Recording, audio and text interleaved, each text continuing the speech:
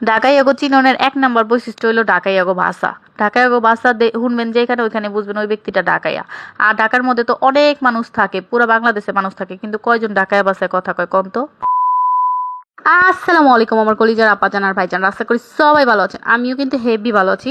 তো আজকে আমি আপনাগুলোকে কথা কমলে ঢাকাই এগো ভাষা লইয়া মানে বা ঢাকাই এগো বৈশিষ্ট্যের মধ্যে এক নাম্বার বৈশিষ্ট্য হলো ঢাকাই এগো ভাষা। আর ঢাকাই এগো ভাষা যারা বুঝবো তারাই বুঝা যাবো যে আমরা ঢাকাইয়া, মানে আমরা যেখানে যাই আমগো ভাষাতেই মানুষ বুঝা যে আমরা ঢাকাইয়া। এখন অনেকে কইবেন যে আপনারা কি শুদ্ধ ভাষা কইতে পারেন না? হ ভাই, আমরা শুদ্ধ ভাষায় কইতে পারি, কিন্তু আমরা আমগো ভাষায় কথা কইতে স্বাচ্ছন্দ্য বোধ করি, মানে বেশি আরাম লাগে, বেশি শান্তি লাগে ঢাকায় ভাষায় কথা কইতে। অনেক আপা যারা ভাইজান আমার মেসেজ করতেছেন আর কইতাছেন আপা আপনার ভিডিওগুলো কিন্তু সুন্দর, সেই লাগতাছে, আপনার ভাষাগুলো সেই মজা পাইতাছি।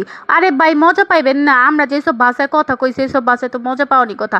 আমগো ভাষাটা হইলো ঢাকায় ভাষাটা হলো একদম ইউনিক একদম। আমগো ভাষার মধ্যে অন্য কোনো মানুষ ভাষা কইতে পারবে না, একমাত্র ঢাকাইয়ারা ছাড়া, বুঝবার পারছে? আর সবাই কয় না 52 বাজার 53 গলির ঐতিহ্যের শেষ নাই। হ্যাঁ, সত্যি কথা, ঢাকায় ঐতিহ্যের শেষ নাই। আর ঢাকায় ঐতিহ্যের মধ্যে এক নম্বরের মধ্যে শীর্ষের মধ্যে অবস্থান করতেছিল ঢাকায় ভাষা। ঢাকায় ভাষা ছাড়া আপনারা জীবনেও বুঝবার পারবেন না যে আমরা ঢাকাইয়া। পুরান ঢাকার ভাষা লইয়া মানুষ ছবি করে, ফিল্ম করে, নাটক করে, এখন দেখতেছি আবার মানুষ কন্টেন্টও বানায়। বাবারে বাবা, তাহলে আমরা ঢাকায় ভাষা কথা কইতে পারুম না কিলা? আমি বুঝবার পারতাছি না। আমরা ঢাকাইয়ারা কোনো অংশে কম না, আমরা ঢাকাইয়ারা সব কিছু করতে পারি, একদম 100-তে 100। আমরা ঢাকাইয়ারা সব কিছুর মধ্যে সেরা, আপনারা জানেন।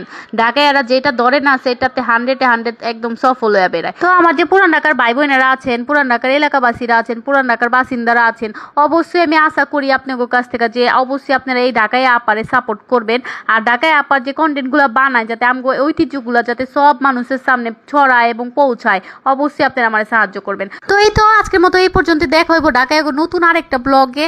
আশা করি সবাই আমার পাশে থাকবেন, আশা করি সবাই আমার সাহায্য করবেন আমাকে ঢাকায় ঐতিহ্য যেটা সেটার উপরে উঠাইতে। আর আমার ঢাকায় ভাষা যদি আপনাকে মজা লেগে থাকে আর আমার ঢাকায় কথাগুলো যদি আপনাকে মনের ভিতরে ছুঁয়ে থাকে, অবশ্যই আমার ভিডিওটা শেয়ার করে দিবেন, আমার ভিডিওর মধ্যে লাইক কমেন্ট অবশ্যই করবেন। আর আমার পেজটা কিন্তু অবশ্যই ফলো করে যাবেন আপনাকে ঢাকায় আপার।